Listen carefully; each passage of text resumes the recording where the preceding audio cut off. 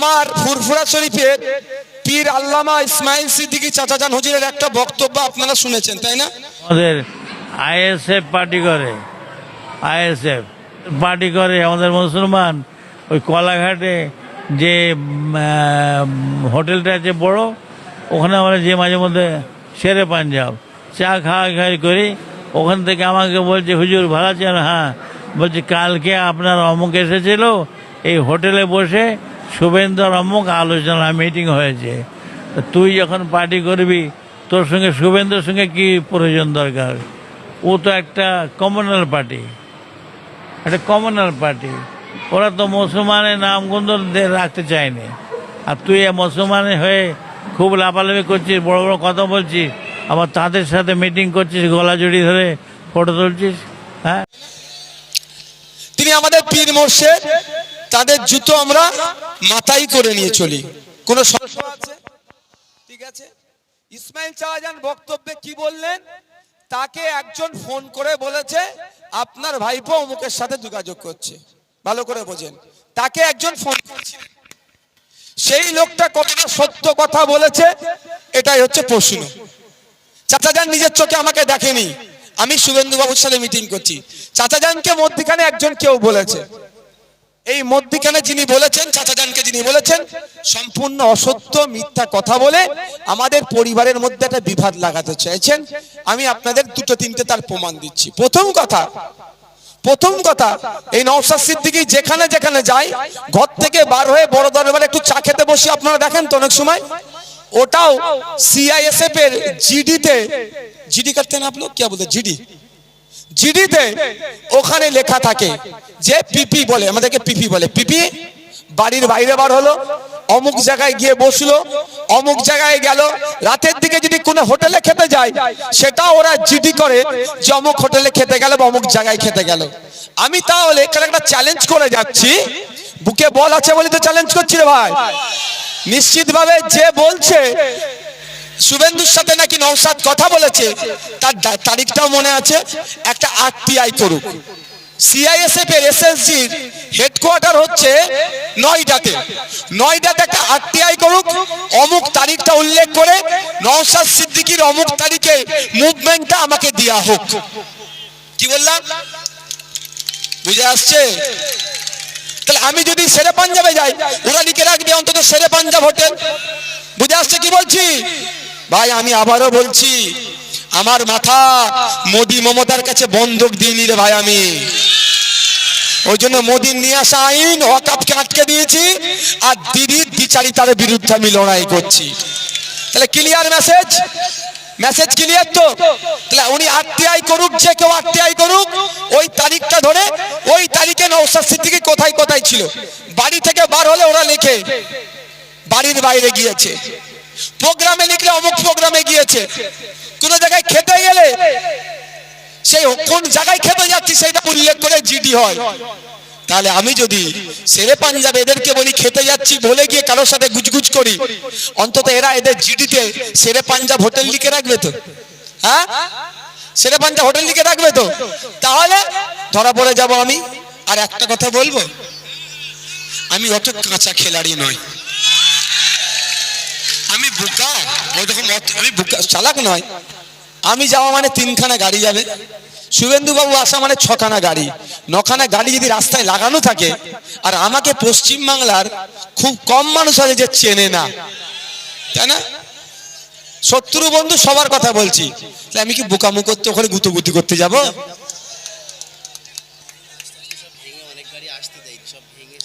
সেটা তোমরা ওটা দায়িত্ব নিয়ে করবে তো। প্রশাসনকে বলে ব্যবস্থা না নিলে তাহলে ব্যবস্থা হবে তার জন্য। আর একটা কথা বলি,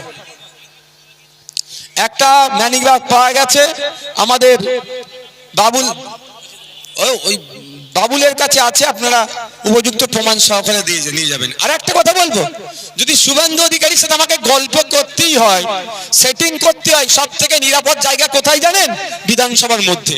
কেন জানেন? তাও বলে দিচ্ছি। দেখুন ভাই, বললো আমি কারো কাছে মাথা বন্ধক দিইনি, আমাকে কেউ এই বিষয়ে অভিযোগ দিতে পারে, জীবনে প্রমাণ করতে পারবে না। কেন বলছি? এবার বিধানসভায় যে প্রেয়ার রুমটা আছে, মসজিদ ঘর যেটাকে বলি, এই মসজিদ ঘরের উল্টো দিকে শুভেন্দু বাবুর অফিস। ঠিক আছে, আমি মসজিদে নিয়মিত নামাজ পড়তে যাই, বিধানসভা সবাই জানে, আর এখনো বলছে আমি নিয়মিত নামাজ পড়ি।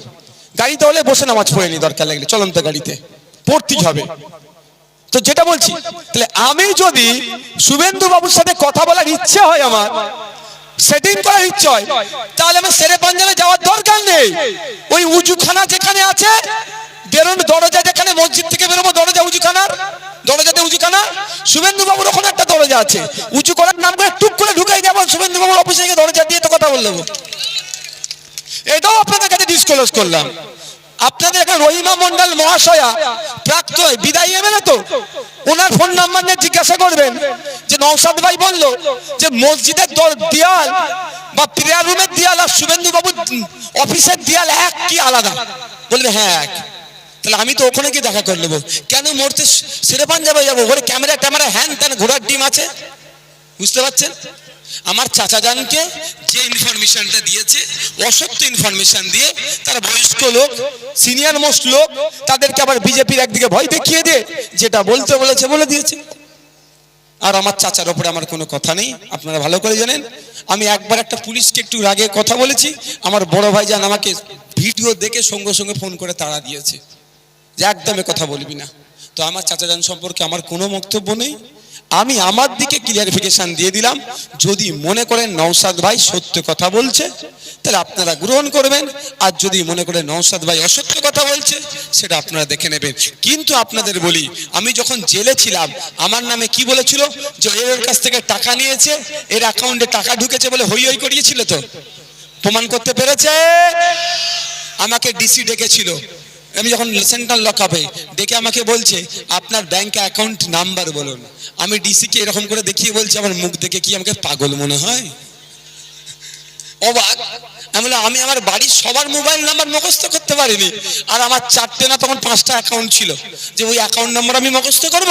হ্যাঁ, আমি বলে দিচ্ছি কোন কোন ব্রাঞ্চে আমার অ্যাকাউন্ট আছে, আর কোন ব্রাঞ্চ আর কোন ব্যাংক আমি বলে দিচ্ছি, আপনারা খুঁজে নিন। তো বলে দিয়েছিলাম, একটাতে মানে 1500 টাকা, একটাতে 2200 টাকা, একটাতে 1,05,000 মতো টাকা পেয়েছিল, বুঝতে পেরেছেন? সব মিলিয়ে 10 লাখ টাকা পাইনি। তো আমি এই স্বচ্ছতার সাথে চলি, বুক ফুলিয়ে চলি। 17খানা মামলা নিয়েও মাথা হ্যাট করিনি, 170টা মামলা দিলে ওই মোদি মমতার কাছে আমি মাথা হ্যাট করবো না। জানি আমি আমার চোখের সামনে আমার হিন্দু ভাইয়ের উপরে অত্যাচার হবে, আমার দলিতের উপরে অত্যাচার হবে, আমার আদিবাসীর উপরে অত্যাচার হবে, আমার মুসলমানের উপরে অত্যাচার হবে, আমার মন্দির মসজিদ ঈদগাহ কবরস্থানের জায়গা কেড়ে নেবে, আর আমি চুপ করে বসে থাকবো, এ আমার দ্বারাই হবে না। আমি প্রতিবাদ করব, তাতে আমাকে যার দালাল বলুক, যাই বলুক, ধ্যান বলুক, ধ্যান বলুক, ওতে আমি পরোয়া করি না। অভিষেক বাবু সুন্দর করে কি বলে গেলেন, এখানে বিজেপি নেই, ওই জন্য আইএসএফ কে লড়াচ্ছে, খুব শুনতে ভালো লাগলো। তাহলে অভিষেক বাবুকে জিজ্ঞাসা করেন, গোয়াতে কি ছিল? তৃণমূল ছিল, আপনি কাকে সুবিধা করতে গিয়েছিলেন? আপনার ভাষায় বলুন। অসমে আপনি প্রার্থী দিয়েছেন কংগ্রেসের এগেনস্টে, কাকে সুবিধা করতে গিয়েছেন বলুন? বলুন। আমি তো একটা চ্যালেঞ্জ করেছিলাম, আইএসএফ যেখানে যেখানে প্রার্থী দেবে আর তৃণমূল যেখানে প্রার্থী দেবে, আইএসএফ প্রার্থী দিয়ে যদি বিজেপি আসে, তৃণমূল যা শাস্তি দেবে মাথা পেতে মেনে নেবো, আর তৃণমূল যেখানে প্রার্থী দেবে ওখানে যদি বিজেপি আসে, আইএসএফ যা শাস্তি দেবে মাথা পেতে মেনে নিতে হবে। চ্যালেঞ্জ গ্রহণ করেনি কেন? যাক, সকলে ভালো থাকবে। কারো কথায় আপনারা ভুল বুঝবেন না, এইটুকু বিশ্বাস করেন তো?